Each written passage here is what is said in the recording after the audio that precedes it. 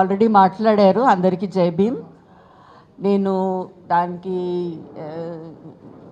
విడిగా అసలు ఏమీ మాట్లాడదలుచుకోలేదు.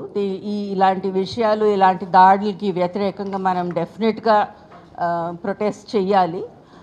మిత్రుడు అన్నట్లు it's not only confined to freedom of speech. Class రూమ్స్లో మనకి ఇదే కనిపిస్తుంది, యూనివర్సిటీ కరిక్యులర్లో ఇదే కనిపిస్తుంది, బయట వాతావరణము లోపల there is a whole system at work. And దీన్ని మనము చాలా స్ట్రాంగ్గా వ్యతిరేకించకపోతే I think we stand to lose a lot. Importantly నాకు అనిపించేది సెల్ఫ్ సెన్సర్షిప్ అనేది మనము జాగ్రత్త పడాలి సెల్ఫ్ సెన్సర్షిప్ విషయంలో.